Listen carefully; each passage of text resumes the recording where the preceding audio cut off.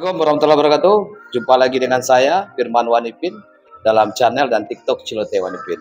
Bapak Ibu, hari ini Firman Wanipin bersama dengan kakanda saya Ruslan Abdul Ghani. Beliau adalah wartawan senior. Pertama kali beliau menjadi wartawan itu di majalah Bisnis Indonesia. Kemudian juga beliau ini pernah di RCTI dan juga pernah di majalah Kapital. Dan hari ini kita kepengen Bang Ruslan Abdul Ghani, barangkali kita menganalisa nih Bang, terkait dengan kondisi kekinian. Kan apalagi ini Pileg dan juga Pilpres itu semakin dekat Bang, 2024, bulan Februari tanggal 14. Dan tentunya Bang Ruslan, khususnya kita mungkin di Pilpres, Bang Ruslan melihat dari 3 posisi kandidat saat ini itu kira-kira dari 3 orang itu mana yang mungkin barangkali bisa akan menjadi pemuncak di 2024. Ini menurut kita butuh analisa Bang, dan biasanya analisa Bang Ruslan ini tajam ini. Karena selaku wartawan senior ini kan. Silakan Bang Ruslan. Terima kasih yang sekarang lagi viral di TikTok dan YouTube. Assalamualaikum warahmatullahi wabarakatuh. Waalaikumsalam warahmatullahi wabarakatuh. Jadi sebelum saya masuk kepada intinya Adinda mengenai tentang kandidat capres yang ada hari ini. Kita melihat dulu pertama analisanya historis ke belakang, indikator-indikator yang ada ya. Jadi kita melihat bahwa secara global di dunia, ya kan, terutama di negara-negara berkembang, yang mengatur untuk calon-calon presiden atau presiden yang akan berkuasa itu ada 2 kekuatan yang sangat dominan yang mengatur, yaitu satu Amerika, yang kedua adalah overseas China. China. Jadi ada dua. Jadi bagi para calon atau tim-timnya yang untuk mau menjadikan calon-calonnya itu harus memiliki lobby, akses yang kuat kepada channel-channel Amerika dan Cina.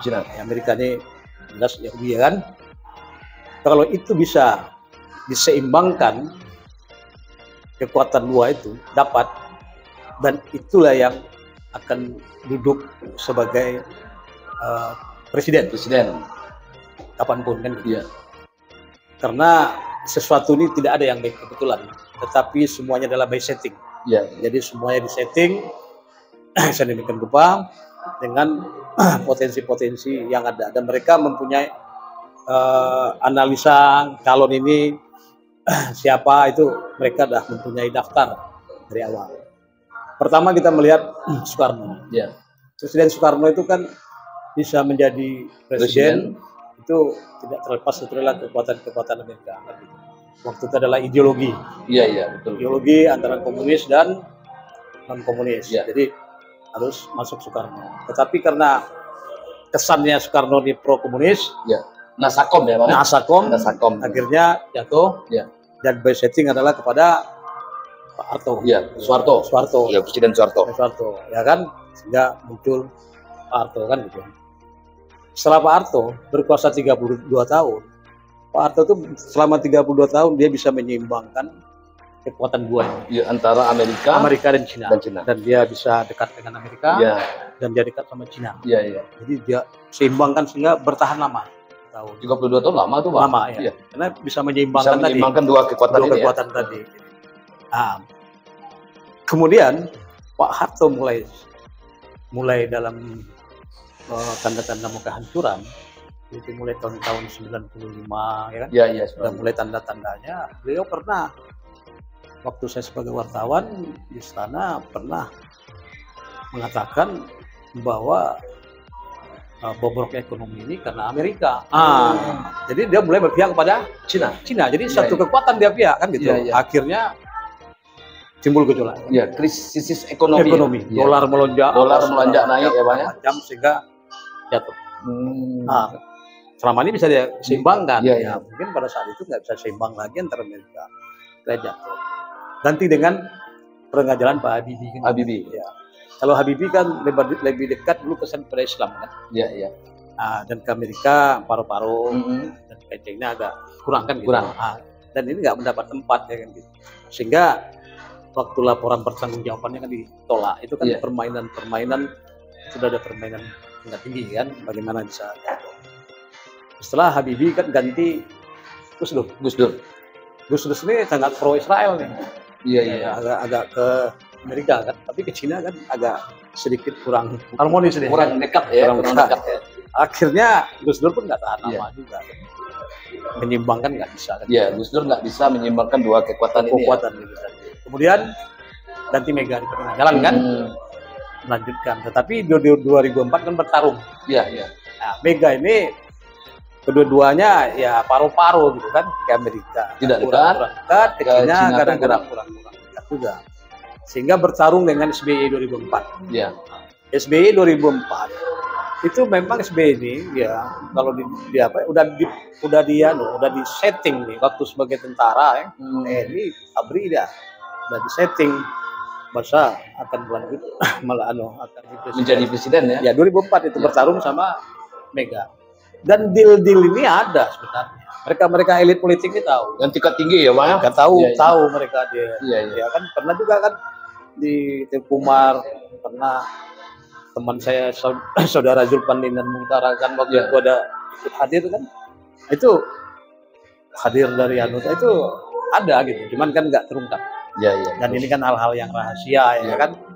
Nah, jadi bahwa SBY ini dengan Amerika ini dekat kan gitu. Dengan Cina pun dekat SBY. Berarti sama dengan Pak Soeharto. Sama Pak Harto. Jadi kedua-duanya dia diterima gitu. Iya. Di kalangan Cina diterima SBY, di kalangan Amerika juga diterima. Sehingga SBY lah jadi. Persoalan realnya siapa yang menang ya kita bisa, itu kan persoalan teknis. Iya. Ya kan kalau kita bicara itu curangnya ya kenyataannya kita lihat aja memang benar, tapi kalau untuk anunya kan gimana kan. Ya, kalau saya menilai realnya sebenarnya Megawati yang menang kan 2004. Kalau saya melihat sekilas-kilasnya, tapi lepas dari itulah udah di setting. Iya. Berarti semuanya udah diatur ya, Bang. Udah diatur. Jadi akhirnya SBY 2 periode kan. Dan kedua tetap dukungan penuh kan dari Amerika. Nah, setelah SBY itu kembali kepada Jokowi. Jokowi ini udah sejak 2000 di Solo, sebelum di Solo wali kota udah mulai disetting. Karena Jokowi dekat sama Cina. Jadi yang dari konglomerat dari Cina pun tentu melobi Amerika. Iya. Ya kan supaya bisa diterima. Betul, Jokowinya nih. Ini.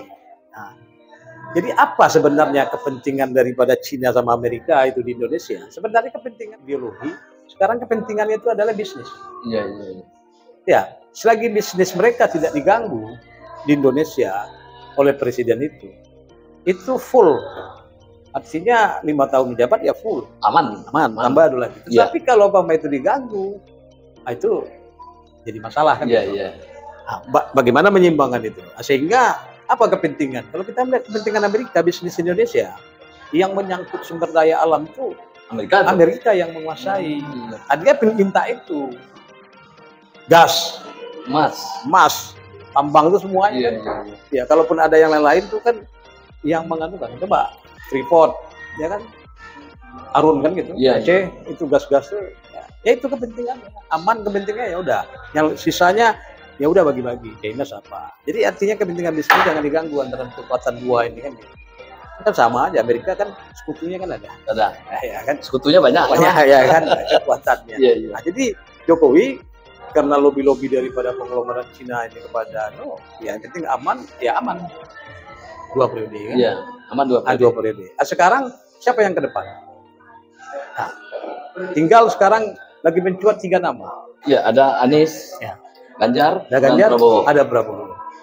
Persoalan namanya survei segala macam, yaitu ya persoalan teknik ya kita bisa tergantung kepentingan kita aja. Iya. Ya kan, kalau lah survei terbesar mengatakan ini orang kadang-kadang kan.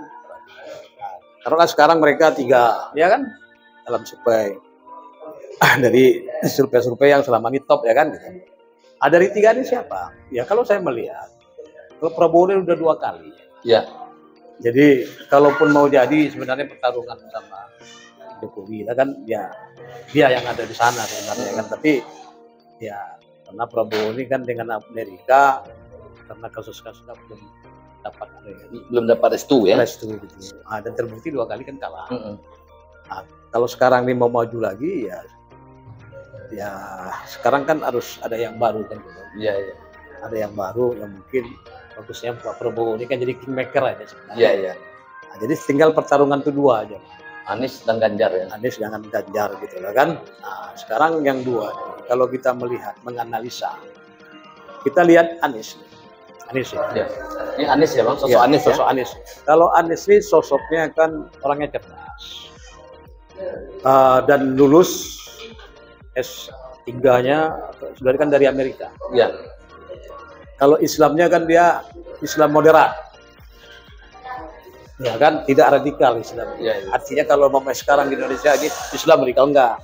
Anies itu Islam moderat. Dan dia banyak berguru Cak Nun nih. Iya, Cak.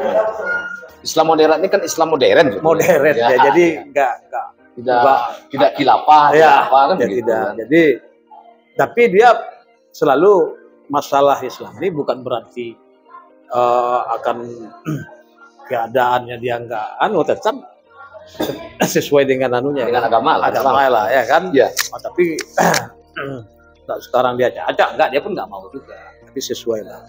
Jadi dalam kerukunan beragama dia jaga juga kan gini. Jadi Anies ini bisa masuk kedua pihak. Amerika bisa, Cina bisa masuk.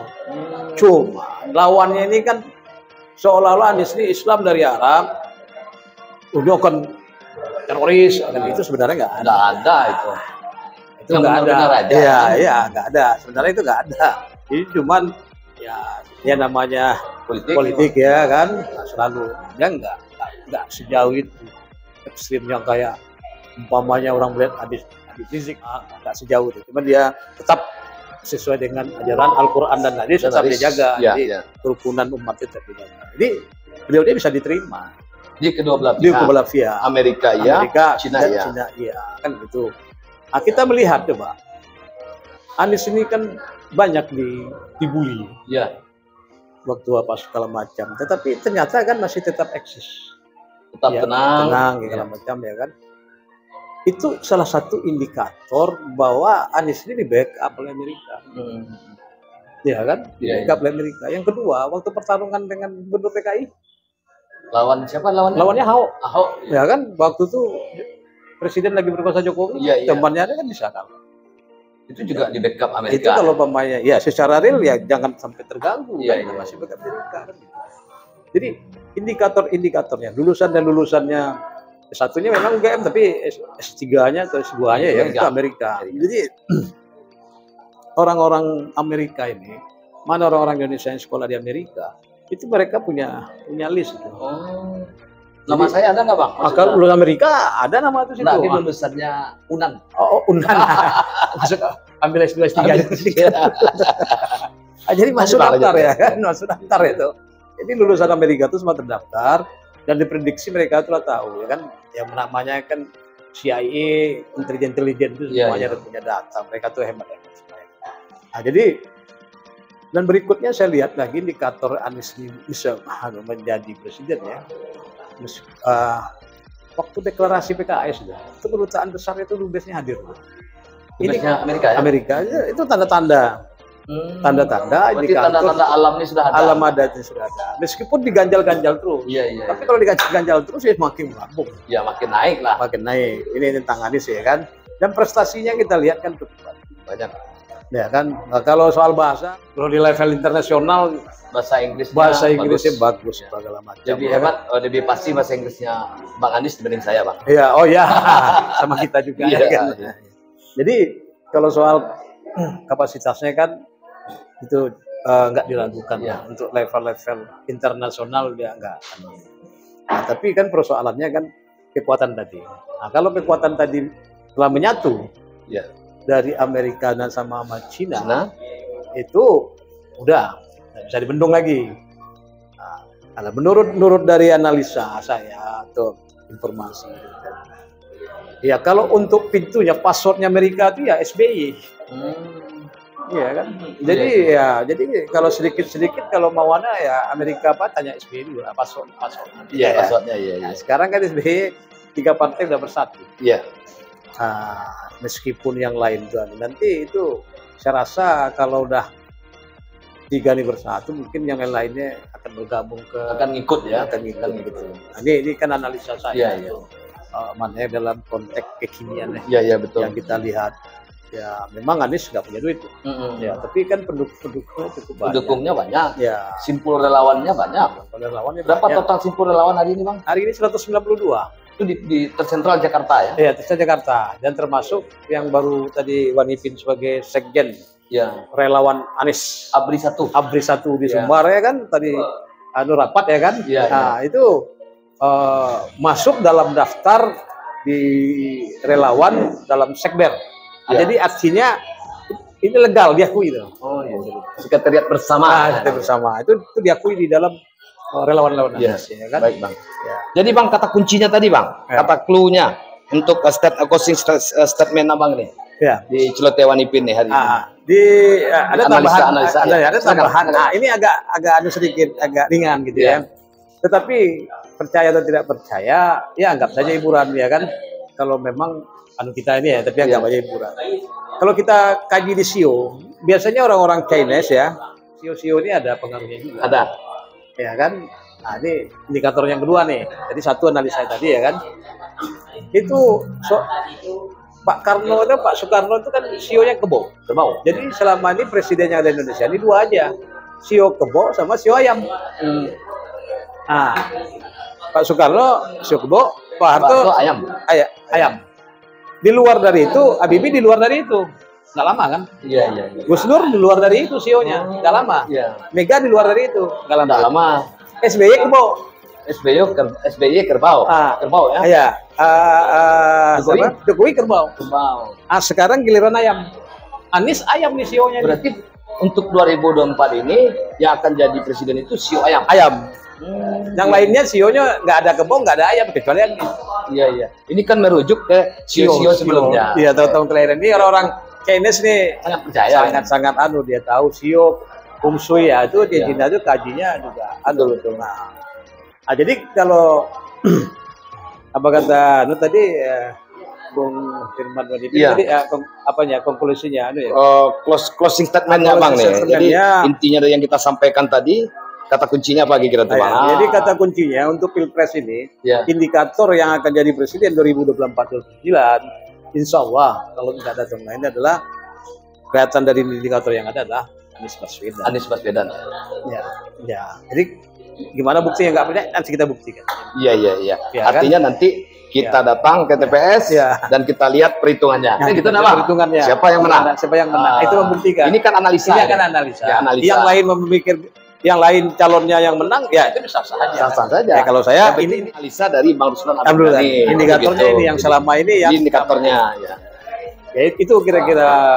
Baik Bang Ruslan Abdul Ghani. Terima kasih Bang Ruslan bincang-bincangnya dengan Firman Wanipin, dan hari ini kita sudah dapat kata kunci dari Bang Ruslan melihat indikator itu presidennya adalah Anies. Kita tutup saja. Burung Irian Cendrawasih, cukup sekian. Terima kasih. Assalamualaikum warahmatullahi wabarakatuh. Assalamualaikum warahmatullahi wabarakatuh.